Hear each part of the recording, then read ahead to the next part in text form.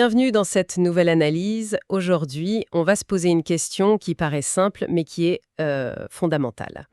Comment est-ce qu'une piqûre au doigt devient en une fraction de seconde une sensation de douleur dans notre cerveau? Ou comment une simple pensée se transforme en un ordre pour bouger le bras? La réponse, en fait, elle est électrique. On va plonger au cœur du câblage de nos cellules pour comprendre comment cette étincelle de vie est possible. C'est exactement ça. Toute notre perception, nos actions, nos pensées, tout ça repose sur la capacité de nos cellules, et surtout des neurones, à générer et transmettre de minuscules impulsions électriques. D'accord. Et pour bien comprendre ce phénomène, on peut suivre une progression assez logique, une sorte d'histoire en 3 actes. Ah, j'aime bien ça. D'abord, l'acte 1. On va regarder la scène, si on peut dire, la membrane de la cellule. Qu'est-ce qui, dans sa structure même, permet d'envisager un phénomène électrique? Ok, le décor. Ensuite, l'acte 2. Comment la cellule prépare le terrain? Comment elle se change en une minuscule pile chargée, qui est en attente? C'est ce qu'on appelle le potentiel de repos. Prête à l'action. Et enfin, le grand final, l'acte 3. Comment cette pile se décharge de manière très contrôlée pour créer un signal, une étincelle, le fameux potentiel d'action. Parfait, un plan en 3 actes, ça me va. Alors commençons par la scène, la membrane plasmique. J'ai toujours eu l'image d'un simple sac plastique qui contient la cellule, mais j'imagine que c'est un peu plus complexe. Ah oui, beaucoup plus complexe. Il faut vraiment oublier l'image du mur passif. La membrane, c'est une frontière vivante, intelligente et incroyablement dynamique. D'accord. Le modèle qui la décrit le mieux, c'est celui de la mosaïque fluide. La mosaïque fluide, oui. Imaginez une mer d'huile. Ça, c'est la double couche de lipides. Et dans cette mer flottent des sortes d'icebergs de toute taille. Ce sont les protéines. Et le tout est en mouvement constant. Et ces icebergs, les protéines, elles font quoi exactement? J'imagine qu'elles ne sont pas juste là pour décorer, non? Pas du tout. Ce sont elles les véritables ouvrières de la membrane. Et certaines traversent complètement la mer de lipides, de part en part. Ce sont elles qui nous intéressent le plus aujourd'hui. Elles agissent comme des portes, des tunnels, des pompes. Ce sont les fameux canaux ioniques. Donc ces protéines, ce sont en quelque sorte les portiers de la cellule. C'est eux qui décident qui rentre et qui sort. C'est une excellente analogie. Et ce sont des portiers extrêmement sélectifs. Ah oui. Un canal à sodium, par exemple, c'est une porte qui ne s'ouvre que pour les ions sodium. Un canal à potassium ne laissera passer que le potassium. D'accord. Et en plus, ces portes ne sont pas toujours ouvertes. Elles ont des serrures et elles peuvent s'ouvrir ou se fermer en réponse à des signaux, comme un changement de voltage, par exemple. C'est cette capacité à contrôler très très finement qui entre et qui sort qui est la clé de toute l'électricité cellulaire. Sans ça, il n'y aurait rien. Ok, donc on a cette membrane qui est une véritable passoire contrôlée avec des portes spécifiques pour chaque ion. Mais alors, comment est-ce que ça crée concrètement une tension électrique? D'où viennent ces fameux moins 70 millivolts dont on entend toujours parler? On arrive au deuxième acte, la mise en place de la pile. Cette tension de moins 70 millivolts, le potentiel de repos, ça signifie simplement que l'intérieur de la cellule est chargé négativement par rapport à l'extérieur. Et la raison fondamentale, c'est que la répartition des ions est absolument pas la même des deux côtés de la membrane. C'est-à-dire? En gros, à l'extérieur de la cellule, c'est l'océan de sodium. Il y a une très forte concentration d'ions sodium, Na+, qui sont chargés positivement. À l'intérieur, c'est le royaume du potassium, le K+. La cellule est bourrée de potassium, aussi positif, mais elle contient aussi de grosses protéines qui, elles, sont chargées négativement. C'est ce déséquilibre qui est la source de l'énergie. Attends, là je suis un peu perdue. Si la membrane a des portes, même sélectives, et qu'il y a beaucoup plus de sodium dehors que dedans, la logique voudrait que le sodium s'engouffre dans la cellule pour équilibrer les choses, non? Oui, Et pareil pour le potassium qui voudrait sortir. La batterie ne devrait-elle pas se décharger toute seule? Logiquement, tout devrait finir par s'équilibrer et la tension tomber à zéro. c'est une excellente question, et c'est exactement le paradoxe qui a intrigué les chercheurs. Vous mettez le doigt sur un point crucial. La membrane n'est pas parfaitement étanche. Il y a des fuites. Ah! Il existe des canaux, qu'on appelle canaux de fuite, qui sont plus ou moins toujours ouverts. Et effectivement, il y a un petit courant de sodium qui entre en permanence et un courant un peu plus important de potassium qui sort. Alors, comment la cellule évite la panne sèche? Si ça fuit tout le temps, il doit bien y avoir un mécanisme pour écoper en permanence, non? Précisément. Il faut un moteur. Une pompe active qui consomme du carburant pour faire le ménage et maintenir le déséquilibre. Une pompe? Oui, et des expériences géniales ont été menées là-dessus, notamment sur des axones géants de calmar. Assez gros pour être manipulé, j'imagine. Exactement. Les scientifiques ont empoisonné la cellule pour la priver de son carburant, l'ATP. Et là, le constat était clair. Le sodium continuait d'entrer passivement, mais la cellule était devenue incapable de l'expulser. La preuve était faite qu'il fallait de l'énergie pour le sortir. Et cette pompe, c'est la fameuse pompe sodium-potassium. Exactement. La pompe Na+, K+, ATPase. C'est une des machines moléculaires les plus importantes du monde vivant. Et son fonctionnement est assez particulier. C'est un échange un peu inégal, hein. Pour chaque dose d'énergie qu'elle utilise, elle met dehors 3 ions sodium, mais n'en fait rentrer que 2 de potassium. 3 charges positives qui sortent pour seulement 2 qui rentrent. Ça veut dire qu'à chaque cycle, la cellule perd une charge positive. Ça doit contribuer à rendre l'intérieur plus négatif, non? Oui, tout à fait. On dit que la pompe est électrogène. Elle participe directement à la tension. Mais attention, c'est un effet secondaire, un petit bonus. Sa contribution directe au voltage est faible, quelques millivolts à peine. D'accord, ce n'est pas le principal. Non, son rôle principal, et de loin, c'est de travailler sans relâche pour maintenir les gradients de concentration, c'est-à-dire de garder les piles de sodium et de potassium bien séparées, en luttant contre les fuites. Et cette pompe, c'est une véritable usine. On estime qu'elle peut consommer jusqu'à 1/3 de toute l'énergie d'une cellule nerveuse au repos. 1/3, c'est énorme. Ça montre à quel point maintenir ce déséquilibre est une priorité absolue. D'accord, je vois. Donc on a un déséquilibre de concentration maintenu activement par une pompe. Mais je ne comprends toujours pas pourquoi la tension se stabilise précisément à moins 70 millivolts. Pourquoi pas à moins 50 ou moins 100? Pour comprendre ça, il faut imaginer une sorte de bras de fer pour chaque ion. Prenons le potassium. Il est très concentré à l'intérieur.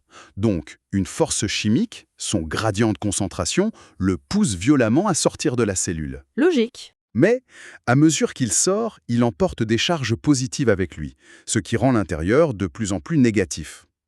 Cette négativité croissante crée une force électrique qui, elle, attire le potassium et s'oppose à sa sortie.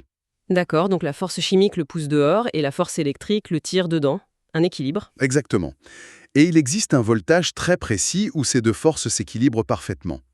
Pour le potassium, ce point d'équilibre est à environ moins 90 millivolts. Moins 90. Si la membrane atteignait moins 90 millivolts, il n'y aurait plus de sortie nette de potassium. Pour le sodium, c'est l'inverse. La force chimique le pousse à entrer, et il faudrait un intérieur très positif à plus 60 millivolts pour l'en empêcher. Mais on est à moins 70 millivolts, ni à moins 90, ni à plus 60. C'est entre les deux. Et c'est là que le dernier élément entre en jeu, la perméabilité. Au repos, la membrane est beaucoup plus perméable au potassium qu'au sodium. Elle a plus de canaux de fuite ouverts pour le potassium. Voilà, c'est exactement ça. Par conséquent, le voltage de la membrane est principalement dicté par l'ion qui peut la traverser le plus facilement. C'est-à-dire le potassium. C'est ça. Le potentiel de repos de moins 70 millivolts est donc très proche du potentiel d'équilibre du potassium, moins 90 millivolts.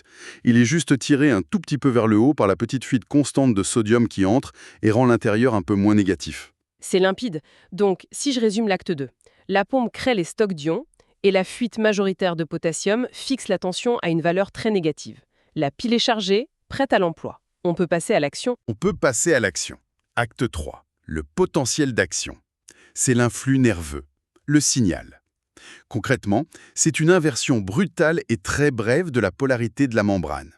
On passe de moins 70 millivolts à environ plus 40 millivolts, puis on revient à la normale, le tout en quelques millisecondes.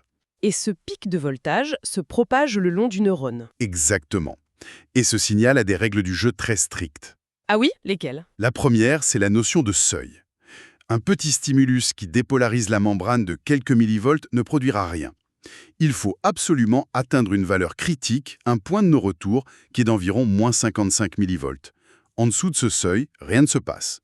Au-dessus, le potentiel d'action se déclenche inévitablement. C'est le principe du tout ou rien. Soit on appuie assez fort sur la gâchette et le coup part toujours avec la même force, soit on n'appuie pas assez et il ne se passe rien. C'est tout à fait ça, l'information n'est donc pas dans la taille du pic, mais dans sa fréquence.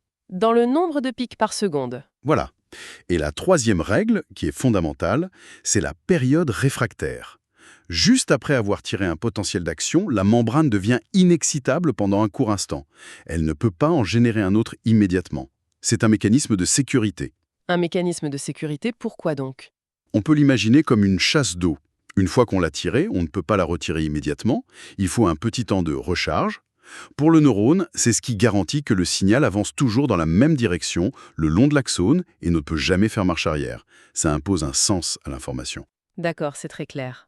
Alors, voyons la mécanique derrière ce pic. Comment cette chorégraphie d'ions se déroule-t-elle pour passer de -70 à +40 et revenir si vite? Tout repose sur l'ouverture et la fermeture parfaitement synchronisées de deux autres types de canaux, différents des canaux de fuite. Ce sont des canaux dits voltage dépendants. Leur ouverture est commandée par le voltage. C'est ça. Leur ouverture est commandée par le voltage de la membrane. Il y en a pour le sodium et il y en a pour le potassium. Ok, alors partons de notre cellule au repos, à -70 millivolts. Un stimulus arrive. La tension commence à monter. Elle monte doucement, -65, -60, et là, si elle atteint le seuil fatidique de -55 millivolts, c'est l'explosion. À ce voltage précis, les canaux sodium voltage dépendants, qui étaient fermés, s'ouvrent tous en même temps, massivement. Et là, c'est la déferlante. Le sodium est ultra concentré dehors, l'intérieur est moins négatif, il doit s'engouffrer dans la cellule à une vitesse folle. C'est un véritable raz-de-marée de charges positives. C'est la phase ascendante du potentiel d'action, la montée quasi verticale du graphique. En moins d'une milliseconde, cet afflux de sodium fait passer le potentiel de -55 millivolts à +40 millivolts. La polarité est complètement inversée. L'intérieur est maintenant positif, le pic est atteint. Mais ça ne dure pas. Qu'est-ce qui fait redescendre la tension aussi vite? Deux événements se produisent presque en même temps au sommet du pic. Premièrement, les canaux sodium se referment. Ils ne restent ouverts qu'un temps très court avant de s'inactiver. La porte d'entrée se claque. D'accord. Deuxièmement, les autres canaux, les canaux potassium voltage dépendants, qui sont un peu plus lents à la détente, finissent par s'ouvrir en grand. Et maintenant que l'intérieur est positif à +40 millivolts, le potassium, qui est positif lui aussi, doit être expulsé avec une force incroyable. Il est poussé dehors à la fois par sa concentration et par la répulsion électrique. Exactement. On arrête l'entrée de charge positive, le Na+, et on ouvre les vannes pour une sortie massive de charge positive, le K+. Le résultat est une chute vertigineuse du potentiel. C'est la phase de repolarisation. Et comme ces canaux potassium sont un peu lents à se refermer, il y a souvent un petit dépassement, une phase d'hyperpolarisation où le potentiel descend même un peu plus bas que -70 millivolts, avant que tout ne rentre dans l'ordre et que la pompe NaK+, ne finisse de rétablir les concentrations. C'est une danse moléculaire d'une précision ahurissante. Bon, c'est un mécanisme magnifique, mais concrètement, pourquoi est-ce si important de le comprendre en détail? Où est-ce qu'on voit son application en médecine, par exemple? On la voit absolument partout. La quasi-totalité de la pharmacologie en neurologie et en cardiologie repose sur la manipulation de ces canaux. Prenons un exemple que tout le monde connaît. L'anesthésie locale chez le dentiste. Le produit injecté, comme la lidocaïne, c'est un simple bloqueur de canaux sodium voltage dépendant. Ah, il se met dans le canal et il l'empêche de s'ouvrir, tout simplement. C'est exactement ça. Il bouche physiquement le canal. Si les canaux sodium ne peuvent pas s'ouvrir, il ne peut pas y avoir de phase ascendante du potentiel d'action. Donc, le signal de la douleur généré par la fraise du dentiste est bloqué à la source, il ne peut tout simplement pas remonter le nerf jusqu'au cerveau, le message n'est jamais envoyé. C'est simple et incroyablement efficace. Et pour des pathologies? Prenons l'hypercalémie. C'est un excès de potassium dans le sang, qui peut survenir lors d'une insuffisance rénale. Plus de potassium à l'extérieur rend le potentiel de repos moins négatif. On passe de -70 à -60 millivolts, par exemple. On pourrait croire que c'est une bonne chose, que la cellule est plus excitable car plus proche du seuil. Oui, ça semble logique. Mais d'après les documents, c'est tout l'inverse qui se produit. Comment c'est possible? C'est un effet paradoxal fascinant. Cette dépolarisation légère mais chronique met les canaux sodium dans un état inactivé. Ils se ferment et deviennent incapables de se rouvrir correctement pour déclencher un potentiel d'action. Le résultat est donc une excitabilité diminuée. D'accord. Et ça se traduit par une faiblesse musculaire généralisée et, bien plus grave, par des arythmies cardiaques qui peuvent être mortelles. Un simple déséquilibre ionique peut paralyser le corps. Et on voit aussi des différences entre les cellules. Le cœur n'a pas exactement le même signal qu'un neurone, par exemple. En effet, Le potentiel d'action cardiaque est beaucoup plus long. Il a une phase en plateau qui dure plusieurs centaines de millisecondes. Ce plateau est dû à l'ouverture de canaux calciques qui font entrer des ions calcium et maintiennent la dépolarisation. C'est essentiel pour que le muscle cardiaque ait le temps de se contracter complètement. Et bien sûr, il y a des maladies comme la sclérose en plaques. Oui, où le système immunitaire attaque la gaine de myéline qui isole les axones. Cette isolation est cruciale pour que le potentiel d'action se propage vite. Quand elle est détruite, la conduction ralentit ou s'arrête, ce qui cause les terribles symptômes neurologiques de la maladie. C'est fou de réaliser que tout, de la pensée à la pathologie, se résume à ces fluidions. Pour résumer notre parcours, on est donc parti de la structure de la membrane, cette mosaïque fluide pleine de portes sélectives. On a vu comment la pompe sodium-potassium, en travaillant d'arrache-pied, crée des gradients, et comment la perméabilité au potassium établit une tension de repos, chargeant la pile. Et enfin, on a vu comment le balai des canaux voltage dépendants crée l'étincelle, le potentiel d'action, qui est le langage universel de notre corps. Tout à fait. Et pour finir, peut-être une idée à méditer. Chaque pensée qui nous traverse l'esprit, chaque souvenir que nous évoquons, chaque mouvement, tout ça est le résultat d'une symphonie incroyablement complexe de ces minuscules fluidions se déclenchant des milliers de fois par seconde. Le fait qu'un simple blocage chimique d'un seul type de canal puisse effacer la douleur ou qu'un déséquilibre d'un seul ion puisse arrêter le cœur met en lumière à la fois l'extraordinaire efficacité et la profonde fragilité de notre câblage biologique.